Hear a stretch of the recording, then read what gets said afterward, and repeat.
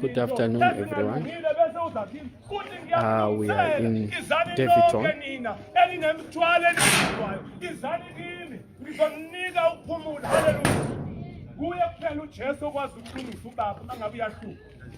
Tombomira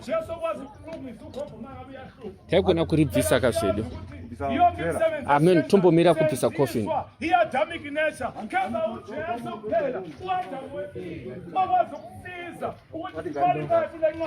Right. Sure. Njengoba sengigcisa nangithi ndikubona ukunenga namhlanje. Oh, don't worry. Uma ngabe ukhona basi. Batithe basi. Ngiyamdinga nami.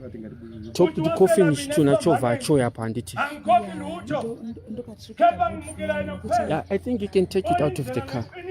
Apana problem. Ngiyamdinga ukuthi angene enhlizweni yami. Banokubatsirai. Yeah. Then we can mfundisi vachipedza wo service yavo. Ngoba i-day of judgment iyeza ukuthi nami nawe singangeni kule ncwadi yabantu abazojeziswa unaphakade. Hallelujah. Angeke ngisakhuluma isikhathi eside. Ngoba sesenzele ukuthi bomndini nalaba abafuna ukwenza i-body view. Now I told the child,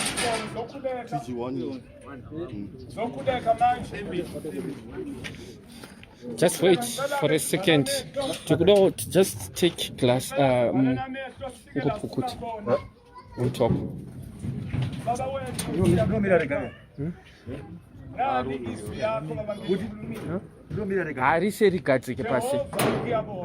Yeah.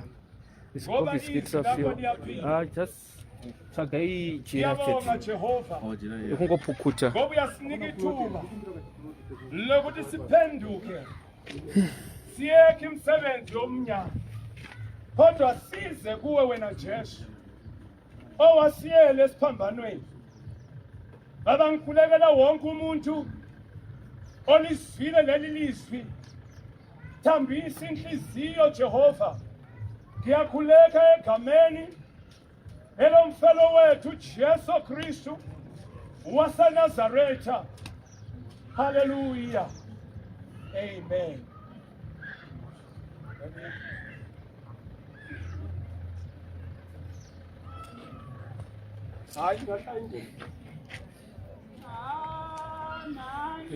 Hello sir. We just want them to clean on top. And then we're gonna take it and put it to the stamp. Okay. Then you can proceed with your service. Okay. Yes. Thank you so much. Yeah. Okay. No problem. You can continue with you. Okay. Yeah. Seriously, ama. Sure. Maona ile chongo tipo kutepa msoro. Oh. We are in Johannesburg in Daveyton. Recently there was one of our friends, diaries, who passed away. If you check on the last life that we did on Sunday, I showed you the family members that Popanamo, and we always try our best to make sure that we give the best service to our country people, our fellow countrymen. So we're going to continue with the service. Just the background of the matter. I think I'll be able to talk to a few family members regarding the background of the deceased. Akamuka makuseni ndoba atobikira muromo wake tii achingopedza kubika tiye ndoba adedza muromo wake kuti yamuwe. Murume paakapinda mumba akaona munhu adonha pasi akangokolapsa. Ndobva ati kune murume wake ndokumbura kuti mundidire mvura. Ndobva murume amupa mvura. Ndobva atoona munhu akutosheka sheka. Murume ndobva amhanya atanga kufonera sisi vachona kuti ndozvakaitika. Paakatodzoka akatoona munhu atora pata. Ndobva aendeswa kuhospital. Ndobva vatoudzwa kunzi no munhu akashaika. The deceased left 3 children. The older one is 14. So special thanks to the Zimbabwean community. Family members have made it successful. Neku contribute mari. Unfortunately, vachiri kuchema kudai in Zimbabwe. there's another relative close who also passed away. So it simply means there's going to be 2 burials this weekend, the next 2 days. The compromise batro kasoni yangu. Chama tu akamwa.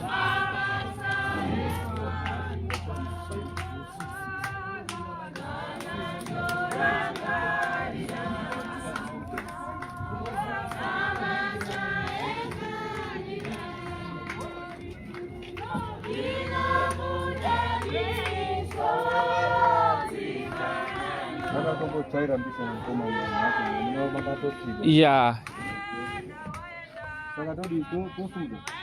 Yeah, just want to check. Yeah, mukwanisa kusimudza manje. Yeah.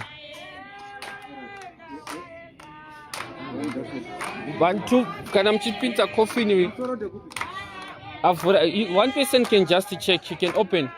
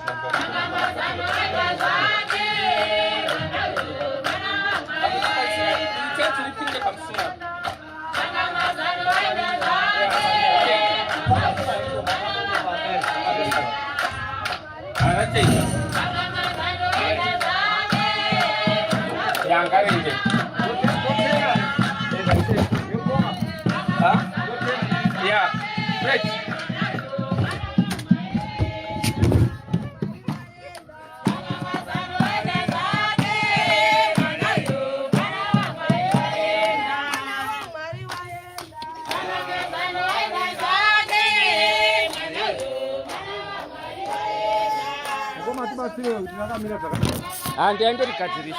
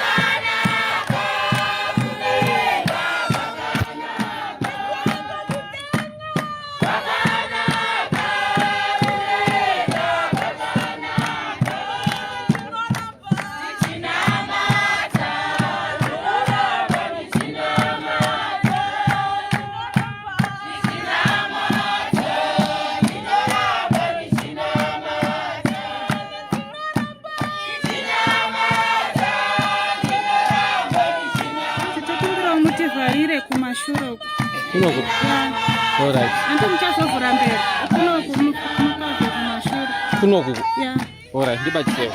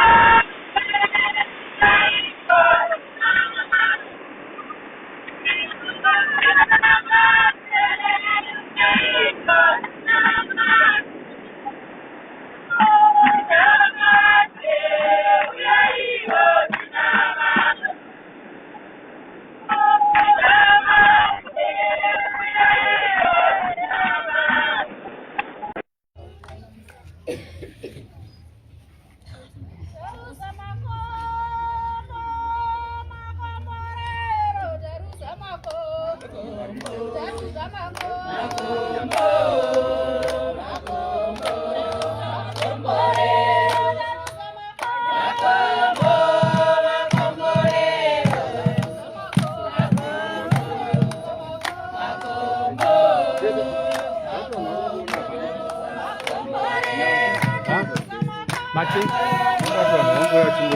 achingona picture kana kuti aiwa but apa munofanya munhu anovhurwa ka handisi musingatoti vanhu vaone face aiwa ngavaone hamusi kuda vanhu chaioti vaone no munobvunza but remember it's not compulsory vanokwanisa vasingakwanisi asi unless family makati hamukuda kuti vanhu vaone but remember ndio reason yeservice ka yeah all right but you must make it clear that it's not a must, it's not compulsory. Vasingakwanisi havakwanisi handisamunoita ndezvekuti mufundisi vanozoita vapedza sevhisi yavo handichiparidza vachazodaidza vanhu kuti uyai vapedza kuona mufundisi wozopedza futi sevhisi nekunamata nitapedza basa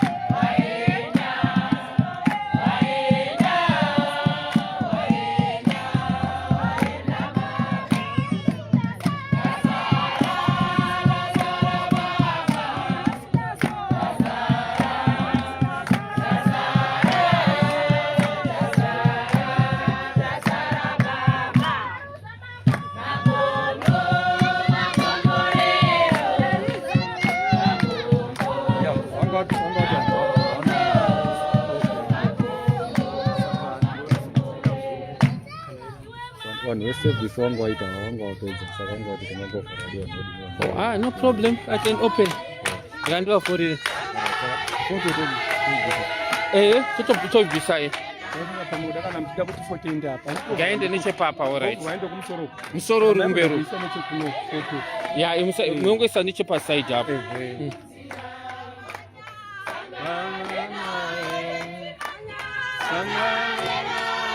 haidonori patinovhura ya haiwa haikanganisiki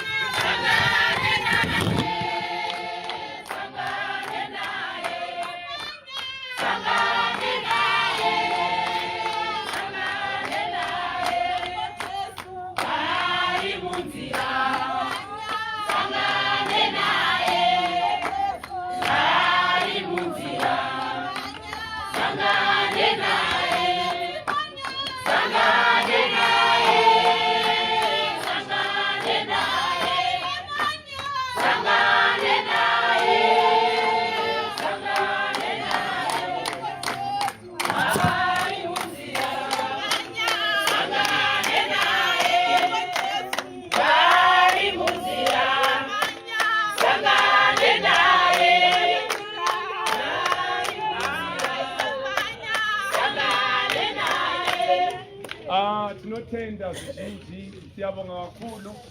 Chatanga nema family members kuti vange vachiuyawo vachionawo uso hwehama pazuva ranhasi, zuva rokupedzisira zoqala ngehlobo ukuthi zizobheka umzimba wesihlobo njengoba kusuku lokugcina.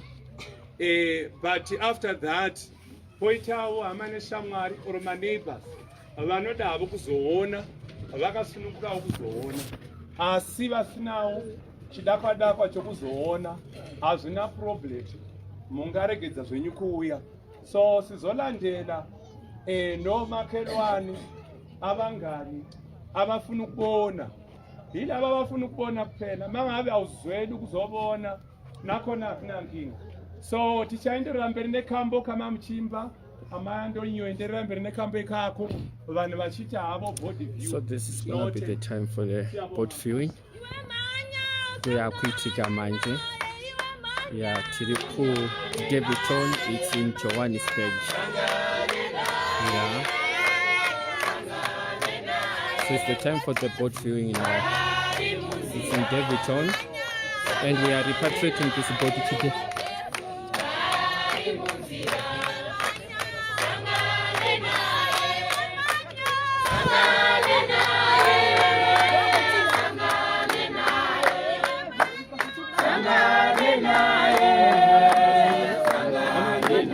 Oh yeah, it's fine.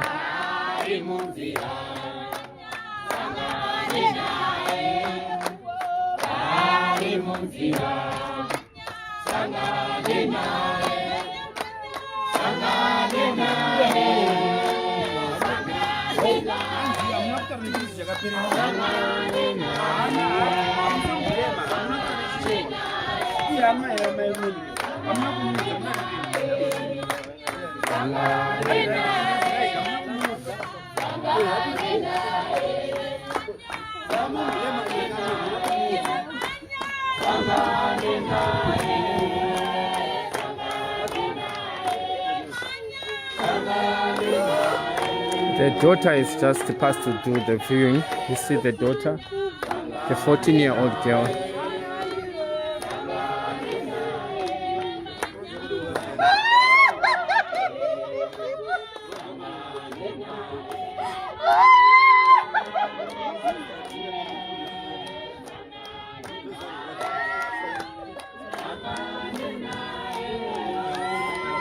Guys, this thing is not strong, please.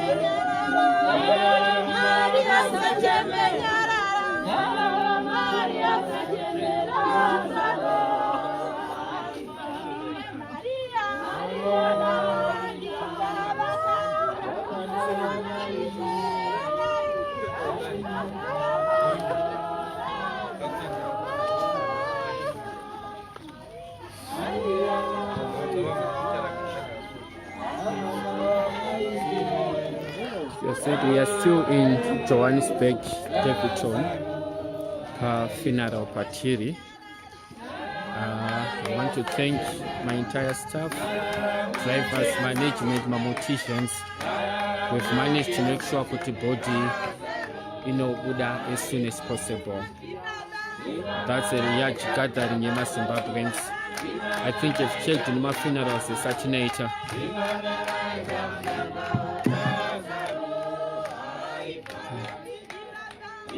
We are done. I think zvinenge zvaita tikachigara Hapana rakona. Hapana rakona. Hakana pasina hapana. So far ready. All right, it's fine. All right.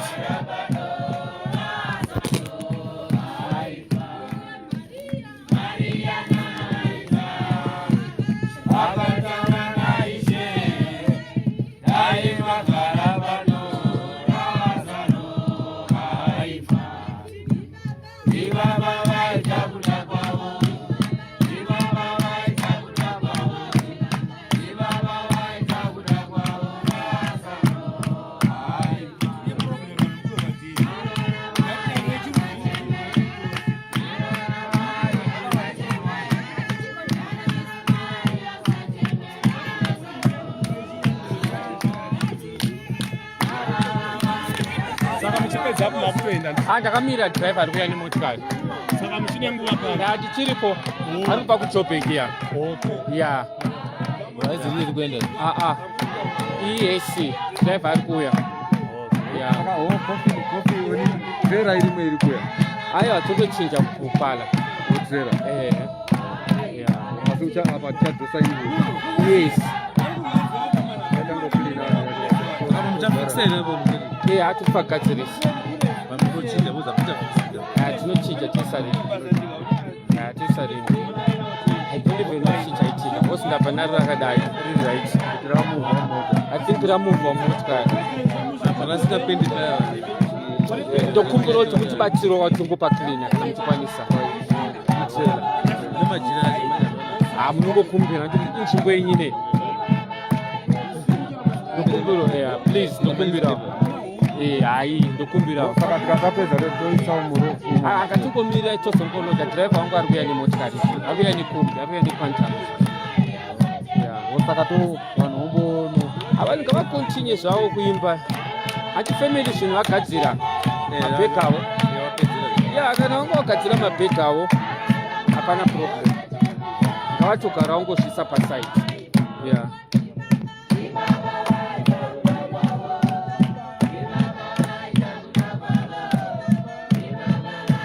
I think you arrive in the next 20-30 minutes. 20-30 minutes. It's okay. Yeah.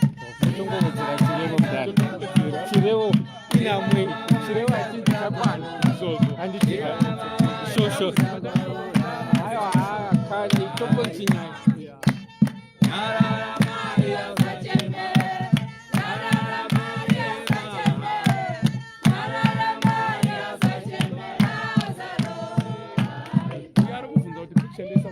Mukuna kuidzosera padenga. Aiwa zvamama kangoita zviye.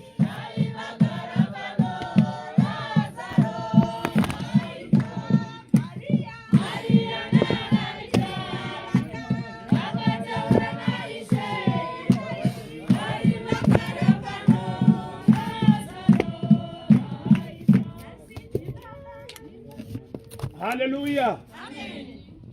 Sisaqhubeka nokuhlabelela njengoba kusuku lokugcina ukuthi sivalelise isihlobo sethu. We have got some few minutes before isihlobo sethu sihamba.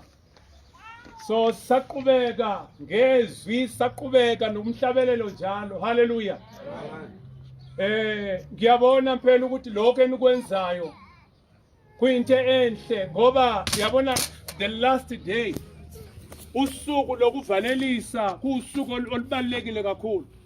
So ngiyancenga nje sihlobo ezithandekayo mangaba niye emsebenzini or akukho okunye maybe okunipushayo ukuthi maybe niye emakhaya masihlaleni sizokwenza sure ukuthi isihlobo sethu masiphuma ngegate lapha bese nathi senza njani siyahlukana. Hallelujah. But it's only few minutes. Ngokusho kwakhe ubhuti uthi is about 20 to 30 minutes sizoba sesiphuma isihlobo sethu. Kodwa ichance efana nale ngisasho namanje ukuthi ichance ukuthi sikhumbuzane ukuthi masila emhlabeni sivakashi asikona la permanent. Asikho permanent. Uma sibukana kanje sisho ukuthi uzibani bani muhle sibakhumbula ukuthi singamadokodo. Le mzimba esikuyo i-temporary shelter.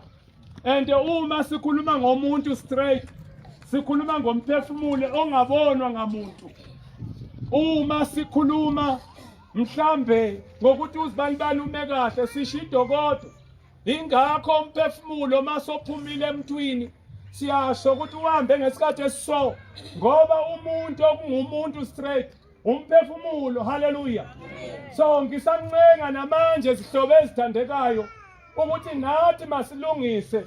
Ngiyangibuke mina abesimama ngiyabona mabekhulelwe. Ngikhumbula isikhathi ngakhula ngaso omama bethu bebangathengi uyazi izinto ezithengwa amashop bebezilukela ngisho amajezi bethenga mhlambi iwool bese bathenge maybe inaliti baqala ukuthunga abajahanga ndawo ngoba uyazazi ukuthi ngina 1 month noma ngina 2 months uyazi ukuthi noma kanjani i9 month iyafika kuzofuneka ingane yami igqoke kodwa kumama ongahlakaniphanga uwenza njani uphila sengathi mhlambi ingane angeke ize la emhlabeni uphila sengathi maybe 9 months angeke ifike i-trend yokwenda Achoko nakho lochinjoko ndo chinja. Iyafuneka. Bathi Ngiyazi ukuthi abantu abaningi banamabheleyo sofana. Okubonisa khona ukuthi bayazi ukuthi idate efana nokudlula la emhlabeni yethu. Bayazi ingakho belungisa.